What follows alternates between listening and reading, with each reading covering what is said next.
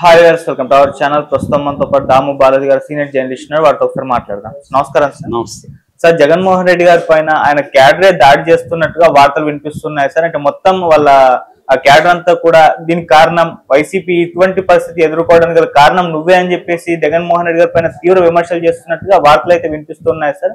మరి నిజంగా క్యాడర్ ఇంత నిరాశతో ఉందా? జగన్మోహన్ రెడ్డి గారి పైన ఈ విధంగా విమర్శలు చేస్తుందా లేదా? మరి వైరల్ అవుతున్న ఈ వార్తల పైన మీ ఒపీనియన్ సార్? వైసీపీలో క్యాడర్ ఖచ్చితంగా జగన్ కి వ్యతిరేకంగా అయితే ఉంది. బలంగా చాలా తీవ్ర వ్యతిరేకత అయితే ఉంది. అందులో కాదనే పరిస్థితి లేదు. ఎందుకంటే గత 5 ఏళ్లలో ఆయన అధికారంలో ఉన్నప్పుడు ఎప్పుడు క్యాడర్ని పట్టించుకోవాలి. ఒకటి, వాలంటీర్ని వ్యవస్థ నియమించారు. వాలంటీర్లో తెలుగుదేశం లేకపోతే పవన్ కళ్యాణ్ ఆరోపించినట్టుగా క్యాడరే లేరు.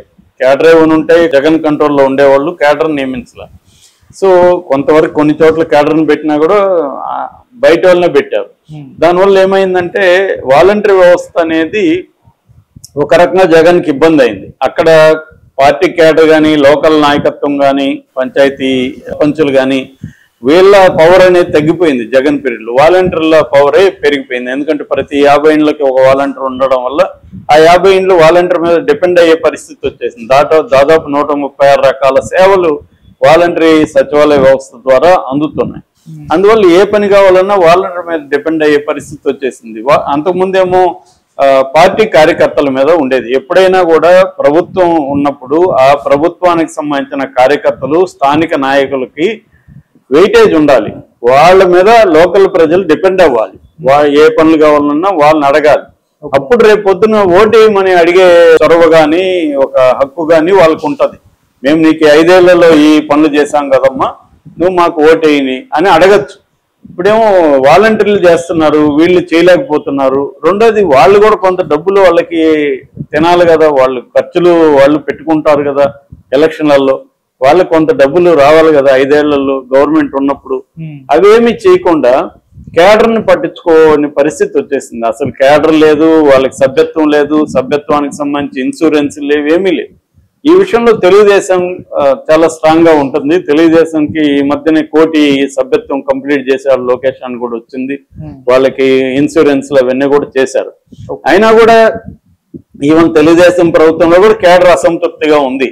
ఎందుకంటే లోకల్ గా నాయకులు వీళ్ళే డబ్బులు తినేస్తున్నారు తప్ప క్యాడర్కి ఏమీ కనిపించట్లేదు అక్కడ. అందువల్ల ఇక్కడ కూడా అసంతృప్తి అయితే ఉంది. కానీ దీనికంటే అక్కడ ఎక్కువ వైసీపీలో ఎక్కువ అసంతృప్తి ఉంది. ఇప్పుడు ఒక న్యూస్, అది కూడా తెలుగుదేశాన్ని సపోర్ట్ చేసే మీడియాలో వచ్చింది.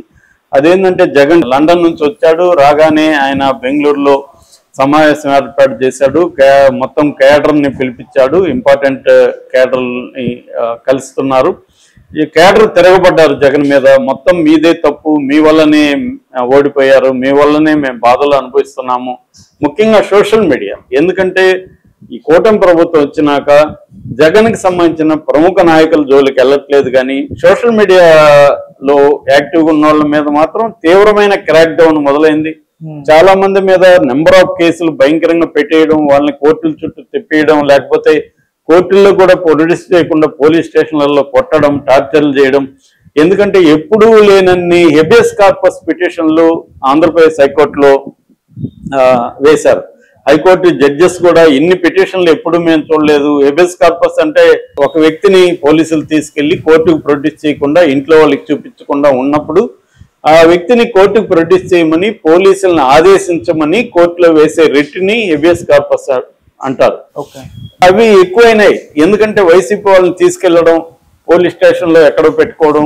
పోలీసులు ఏం చేస్తారంటే ఒక్కోసారి పోలీస్ స్టేషన్ లో కాకుండా గెస్ట్ హౌస్ లో ఉంటాయి, ఆ గెస్ట్ హౌస్ లో పెట్టుకుంటారు. మా దగ్గరికి రాలేదు, మేము వదిలేసామంటారు. సో వాళ్ళు ఇంట్లో ఉండరు, కోర్టుకి బెటరు, ఏమేమయ్యారో తెలియదు. అంటే కొట్టతా ఉండడం, వాళ్ళు హింసించడం, ఇది చేస్తారు. అట్లాగే పోలీస్ స్టేషన్ కొడుతుంటే మీ అక్కడ సీసీటీవీ ఫుటేజ్ పెట్టమంటే కూడా హైకోర్టు పెట్టలేదు. హైకోర్టు కూడా ఆగ్రహం వ్యక్తం చేసింది. అంటే వైసీపీ సోషల్ మీడియా మీద తీవ్రంగా తెలుగుదేశం కూటమి ప్రభుత్వం అటాక్ చేస్తుంది, వాళ్ళని బాగా ఇబ్బంది పెడుతుంది. గతంలో జగన్ కూడా పెట్టాడు, కానీ దాన్ని మించిపోయి వీళ్ళు పెడుతున్నారు. ఈ రెండు అయితే వాస్తవం. సో అందువల్ల ఇప్పుడు సోషల్ మీడియా వాళ్ళందరూ జగన్ మీద, ఎందుకంటే తెలుగుదేశం వాళ్ళని జగన్ ఇబ్బంది పెట్టినప్పుడు తెలుగుదేశానికి మంచి లీగల్ నెట్వర్క్ ఉంది, బ్రహ్మాండంగా వాళ్ళని ఆదుకున్నారు. కానీ జగన్ కి ఆ లీగల్ నెట్వర్క్ లేదు, వాళ్ళని ఆదుకునే పరిస్థితి లేదు. ఏదో కొంతవరకు మొక్కుబడిగా చేస్తుంది తప్ప ఈ తెలుగుదేశంతో ఈక్వలెంట్ గా అయితే చేయట్లేదు. దానివల్ల ఇప్పుడు జగన్ కి వ్యతిరేకత అయితే బలంగా ఉంది. ఇది ఒక ప్రైవేట్ లిమిటెడ్ కంపెనీ లాగా నడుపుతున్నారు తప్ప పొలిటికల్ పార్టీ లాగా జగన్ నడపలేదు. జగన్ కి ఏంటంటే జగన్ వర్సెస్ జనం అనేది ఉన్నారు. గతంలో కూడా అనేక మంది మా ఫ్రెండ్స్ కూడా 2-3 ఎమ్మెల్యేలు ఎంపీలు చెప్పేవాళ్ళు, జగన్ ఒక పొరపాటు చేస్తున్నాడు, అతను జనం అనేది తప్ప మిగతా మమ్మల్ని ఎవరిని పట్టించుకోలేదు. మేము చిన్న పని చేయాలంటే కూడా మాకు ఏమో చెప్తున్నారు, ఒక ఎస్పీకో కలెక్టర్కు ఫోన్ చేసి ఒక చిన్న పని ప్రజలకు ఉపయోగపడేది ఏదన్నా చేయమంటే కూడా మీరు పేషెంట్ నుంచి చెప్పించండి సార్, సీఎం పేషెంట్ నుంచి అని అడుగుతున్నారు. మాకు అసలు ఏమీ వాయిస్ లేదు అనేది వచ్చేసింది. జగన్ ఏంటంటే నేను పెట్టినోడే ఎమ్మెల్యే, నేను పెట్టినోడే ఎంపీ అన్న పద్ధతిలోకి వెళ్ళిపోయాడు. అందువల్ల వీళ్ళనేం పట్టించుకోలేదు. అట్లాగే అక్కడికి వెళ్ళినప్పుడు అపాయింట్మెంట్లు ఇవ్వలేదు. అపాయింట్మెంట్లు వేరే వాళ్ళని పెట్టేశారు, అధికారుల్ని లేకపోతే సజ్జల్ లాంటి వాళ్ళని. జగన్కి అపాయింట్మెంట్ లేదు, జగన్కి చెప్పుకున్నామని వెళ్తే కూడా అలో లేదు. ఇటువంటి ఒక అట్మాస్ఫియర్ తో జగన్ ప్రభుత్వాన్ని పార్టీని నడిపాడు. ఆయన ఏమనుకున్నాడు, జగన్ ఒకటే అనుకున్నాడు, నేను ప్రజలకి DBT direct beneficiary transfer DBT ద్వారా డబ్బులు ఇస్తున్నా, ఇంతమందికి ఇస్తున్నా, 2.5 కోట్ల మందికో 3 కోట్ల మందికో ఇస్తున్నా, వాళ్ళందరూ నాకే వేస్తారు ఓట్లు, కాబట్టి మిగతా వాళ్ళు ఎందుకు నాకు, ఇది అనుకున్నాడు.